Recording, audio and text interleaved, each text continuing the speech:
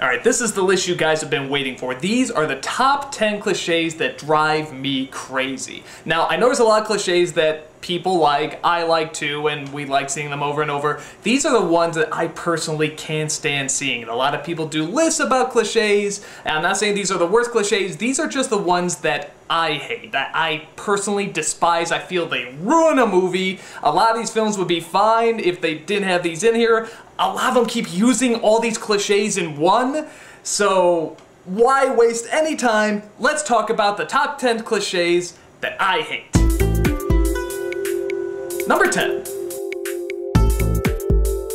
Calling women girls. We've seen this in Blues Brothers, Ghostbusters, Red Sonja, Superman 2. To me, girl is like birth to high school. College, maybe. You know, a lot of them look a lot younger, so I can understand. When you're a woman, okay? When you got tatas, nice big tatas, you are a woman. If you're gonna go out there, you're gonna save the day, you're gonna be strong and, you know, all this stuff, you're not a girl anymore, okay? You're a woman. And I know the idea that a lot of people like to think, you know, oh, well, girl is younger and, you know, fuck that shit. If you're gonna be a main character, if you're gonna be, you know, going out there doing it with the guys and stuff like that, you're a woman. Okay, girls, you know, I think of like I said, high school or playing on playgrounds or something like that. And for me, it's hard for me to take a character seriously when they keep calling what is obviously a grown woman a girl. And actually, the biggest cases for me I think of are in Space Mutiny, where they actually make fun of that because the woman is like, I don't know, in her 80s or something like that. And they keep calling her girl. And I think in Plan 9 from Outer Space, these are both Mystery Science Theaters, they keep calling this character girl. And it's so obvious she's in like her 40s or 50s. So, like I said, that's more of a pet peeve, but it's a pet peeve that really bothers me. The other cliches are probably gonna be a lot more obvious, so, but yeah, that one always gets to me. Number 9. The Shaky Cam. We've seen this in Transformers, in Batman Begins, in Batman Forever, in God knows how many Jerry Bruckheimer productions. What's the point? Now here's the thing, if you want it to look realistic, a little shaking is okay. When somebody's running, the camera shakes a little bit. But nobody runs like this! Because that's what you see half the time. You just see a person, I mean, the person must be going through a seizure when they're running or filming this. I mean, this is, I think of like in The Rock, there's a scene where like Sean Connery's just talking in the car, and literally the camera is zooming in and out. Or what the hell's that new one? It's the Denzel Washington train movie. I cannot forget. Unstoppable. Unstoppable. Every shot in this movie zooms in, zooms out, zooms in, zooms out. It was on a plane when I was flying once, and the sound wasn't even on, and it was annoying the shit out of me. This camera would not stand the fuck still. It was going zoom in, zoom out, zoom in, zoom out. And if you really just want to see an experiment that doesn't work, see that movie, because all it is zooming in and out. I mean, it's, what person does that? How does that make it more realistic? Do you ever have a conversation with someone just going, no, you don't! It's crazy! So, I think a lot of people hate the shaky cam. I think we're sick of it. We like to see the action, and anyone can do this. So, please, please, people out there, a little bit is okay, make it realistic, but just keep it still, man. Keep it still. Number 8. Sucky credits. Again, we've seen this in Batman Forever. We've seen it in Liar Liar. We've seen it in Mrs. Doubtfire. We see it in movies that just don't care how they start. They're just like, oh, we don't care, they're just credits, roll it. And that pisses me off because that's the perfect moment to suck people in. Give them an idea what kind of world you're gonna see, you know, play some music, let the musicians really span their, you know, their talents, really try to get people in this movie, and they just started. I mean, and show nothing. It's like people are talking, there's just little credits flashing at the bottom. It's like a TV show. With a TV show, I understand. You have to get the show going. You only have a certain amount of time. With movies, it's a movie. And people used to get really creative with credits. They would have these big opening productions. They'd have animations. They'd have all sorts of little atmospheric things that they would do. Now, which I don't mind. They're starting to do it at the end of movies. Like with 300, they did that. I think some of the Mummy movies are doing that. Those are terrible movies, by the way, but I digress.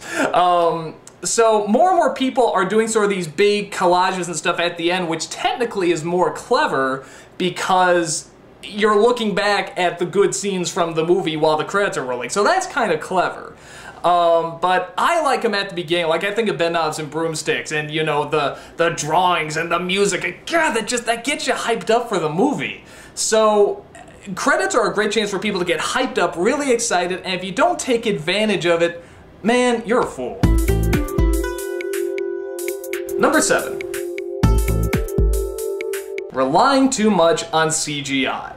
And we all know the two people have been doing way too much of this, Lucas and Spielberg. They have been relying way too much on CGI. Now, CGI can be used very well.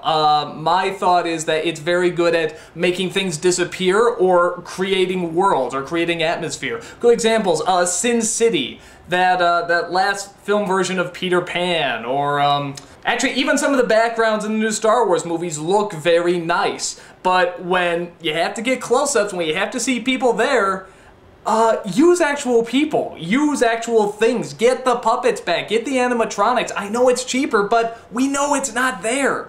Sometimes you can't help it. Transformers, I get, you have to use the CGI, I understand that. But for things like Indiana Jones, what's the best scene in the last Indiana Jones movie? It's when they were having the chase with the motorcycle. Why? Because it was actually happening! It was really there! Another example that just, the Robert Zemeckis thing, like this is all he's doing now, is making these CGI movies. And at first I was kind of intrigued. I was really sort of blown away by the technology, but by the time we got to Mars Needs Moms, which thank God bombed and I think closed down that production, I'm sorry people lost their jobs, but I mean just for the sake of art, that was done, that was it, because here's the thing, they try so hard to get people to look realistic. You know, Jim Carrey, A Christmas Carol, yeah, you can make his nose long, yeah, it sort of looks like he's really there. Here's a crazy idea. Why not really put him there? Why not just have an actor there? If you're gonna go animation, do animation. You know, make it so that the eyes can get big, or, you know, someone's jaw can go, ooh, you know, or whatever. Let the animator express himself. Let animators do what animators are supposed to do. With this, you're restricted. And I saw this really in the previews with Mars Needs Moms. You get all these weird visuals going on and these dull human faces on these CG puppet bodies. And that's what they look like. They don't look alive. They look like puppets. And animation is not supposed to do that. It's supposed to make something look alive. And oddly enough, having a person in there when you put the little dots on is too much. So bottom line, I'm not against CGI, all of it. If you look at some older effects for like Ghostbusters and stuff, some of them look great, some of them are really dated, and some CG would have helped that. But yeah, we rely way too much on it, and we gotta back down, man. We gotta do like the Lord of the Rings path, where they sort of did half and half. So yeah, I think we really, let's get some flesh and blood back in there. Number 6. Overusing the wide-angle lens. You saw me just talk about this in Baby Geniuses. Danny DeVito does it a lot in his movies. Whenever a movie obviously just has no cinematic creativity, they just go to the super tight wide-angle shots. And when they first started doing it, it was interesting. We hadn't seen wide-angle shots that much, but by the 20th time we had to see somebody like this, it gets really annoying, and you just want to push the screen away from you. I don't know why people rely on it so much. I guess it's because they want to look different, they want to look artsy, they want to look like, hey, we're doing something that nobody else is doing, but everybody else is doing it. So finally people are starting to back down a bit, but there are still some directors out there that still think they're being really innovative and avant-garde by doing this. It's not, it's tiring, it's boring, I'm sick of it.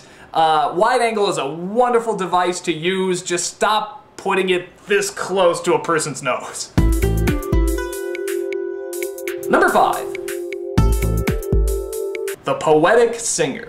This is another one I've gone on and on about. You've seen it in Avatar, you've seen it in District 9, you've seen it in Black Hawk Down, you've seen it in Gladiator. It's when a big dramatic scene happens where somebody dies or somebody's remembering something poetic and you hear that singer that goes,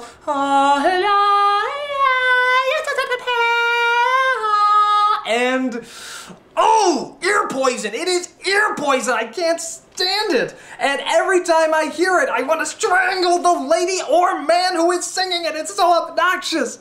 I've talked about this one so much, I don't even want to talk about it that much. I just know whenever there's a pretentious movie, if you want a movie to be pretentious, it's just like, boom, pretentious. There's no turning back. You get that singer. You get that son of a daughter of bitch person, because that person is a paid. I'm sure he or she's making great money, or it's a couple people doing it. I don't know, but shut that person up. Stop using him, her, it.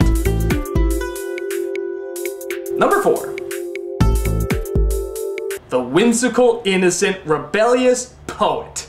At least half of Robin Williams' movies are this. The meek, kinda quirky person who has a heart of gold, but screws up sometimes, but gosh darn it, he's trying.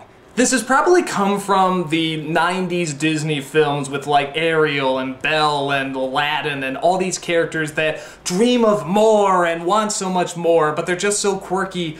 And in Disney films, actually, they work okay, but even that's getting really overused. In romantic comedies, there's always the woman. In Julia Roberts movies where, yeah, she screws up. Sometimes she does the wrong thing, but you know what? Gosh darn it, she cares. And the person going up against the man, the big establishment, the rebel, you know, and the big bad people who put him down just because he wanted to dream and we don't understand. And you see this with a lot of movies about, you know, people with special needs and stuff, which, you know, I'm not saying, you know, that they don't need special needs. I'm not saying that. It's that this has just been done so many times and it hasn't been done in a new way, or a way that really makes you care. It's a way we've seen a bajillion other times, and I'm just sick of the stuffy, you know, person who just waves the finger and says, you don't get it, you don't understand, and the young rebel says, yes I do, and I'm gonna show you, when they go all determined, and yeah, they make some mistakes, but they come through, and we're on their side. Fucking hate those people, fucking hate those movies, fucking hate that cliche. Fucking hate it. Well, I'm very angry in this video. Number 3. The misunderstanding.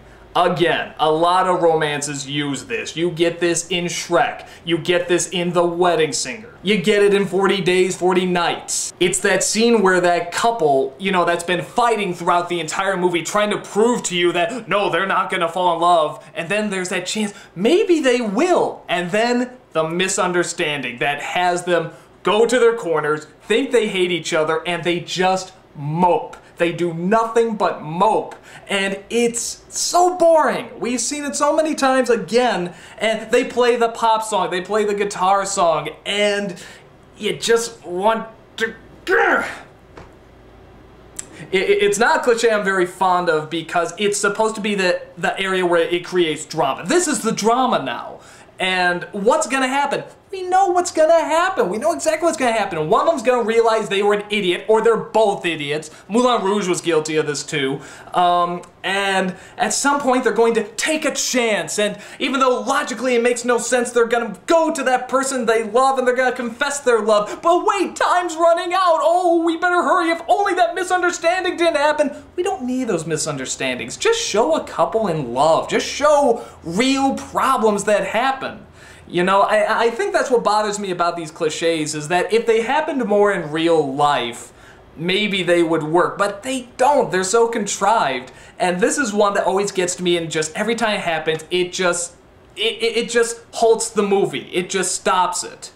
And you sort of get that in Avatar also with, they're trying to tell them that, you know, the big bad humans are coming. Oh, really? Aren't you the big bad humans? Oh, well, and they don't listen. That's the other thing that falls under there. They don't listen.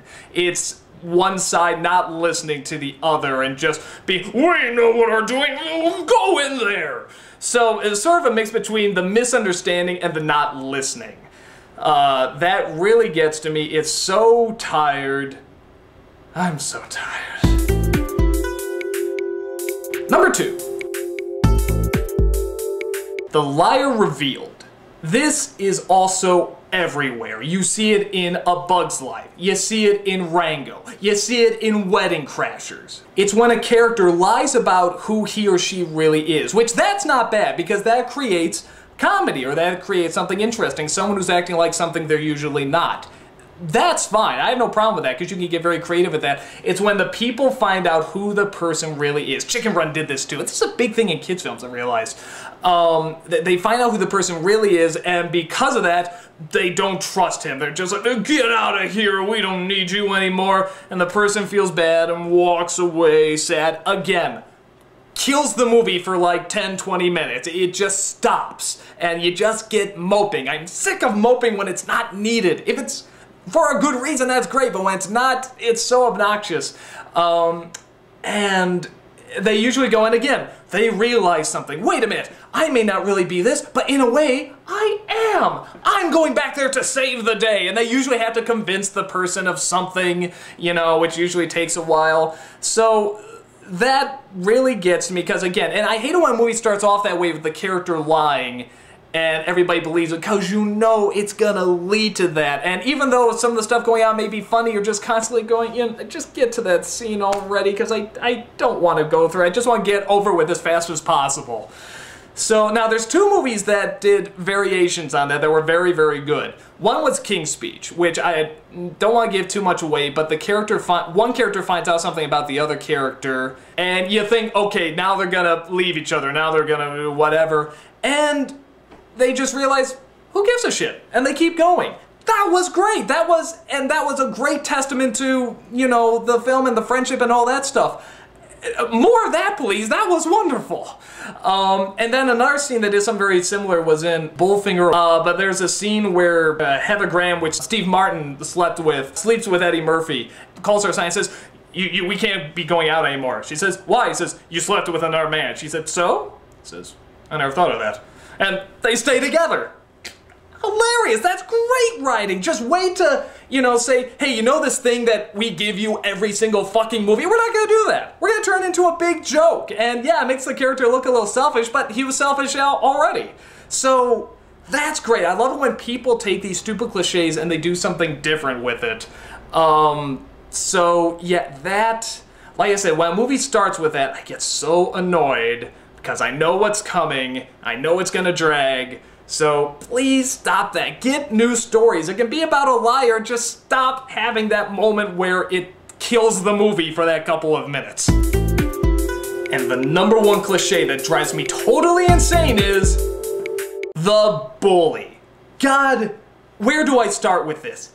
It. Let Me In. Wedding Crashers. Every Adam Sandler movie. These are the bullies that are not interesting, they're not fun, they're not developed, they're not funny, they're just there as a tool. They're just a tool to get the plot going in the direction to, you know, fill all the other cliches that we just talked about. These are literally the guys that make pretty much every other cliche I just talked about happen. I wouldn't mind if they made him funny. A good example is in Happy Gilmore. That bad guy was funny. There's a scene where he's like, I eat pieces of shit like you for breakfast. And he's like, you eat pieces of shit for breakfast? And he's, no. It's like, that's funny. If you make them stupid, that's funny. If you make them almost aware of it, like actually Jack Black in some of these movies as well, like Neverending Story 3 and Airborne. He's actually kind of funny because he knows he's a stereotype. He knows he's a character. He has fun with it. Nelson, that's a great bully. Again, he's aware that he's this stereotype and they poke fun with it. They make it that he's having fun. These bad guys never look like they're having fun. They never look like they're interesting. You don't want to know about them. They're just a plot device, and they don't say funny things. They don't do interesting things. They're not complex. Villains are very interesting characters, you know, like the Disney villains. Yeah, a lot of them don't have much motivation, but they're so charming, and they're so delicious, and they're enjoying what they're doing. The main villain from Inglourious Bastards, not Hitler, the other guy, you know, the guy who, you know, is always smiling and always so happy. God, was he evil, but he was having so much fun. Alex from A Clockwork Orange, one of the worst people on the earth.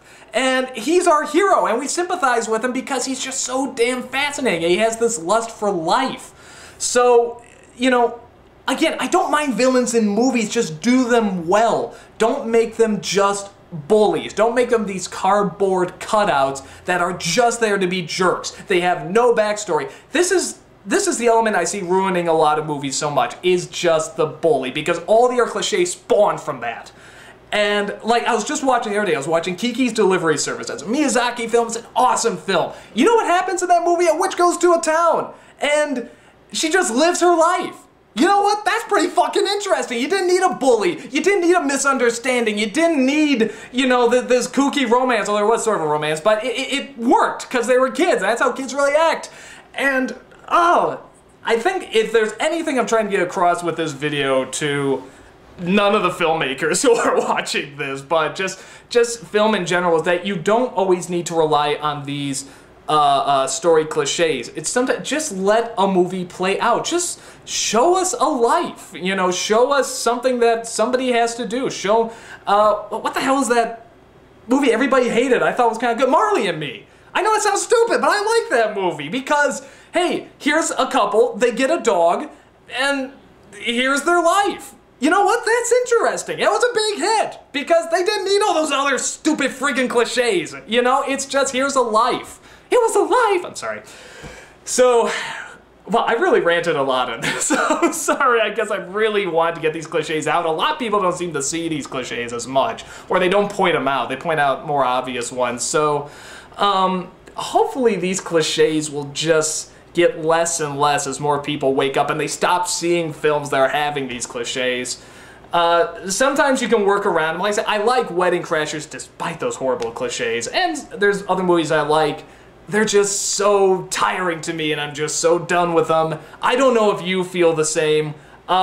Maybe you can list some other cliches that just drive you nuts. Ones that people don't seem to notice for some reason. Because there's obviously a lot out there. These are just the ones that really get under my skin. So, guys, I hope you enjoy my ranting. I know a lot of people really like to hear what I hate in a movie, probably more than what I like. So, I hope you had a lot of fun. I'm gonna take a great big breath because I'm running out of air because I was getting so angry there. So, yeah, guys, thanks so much. See you around.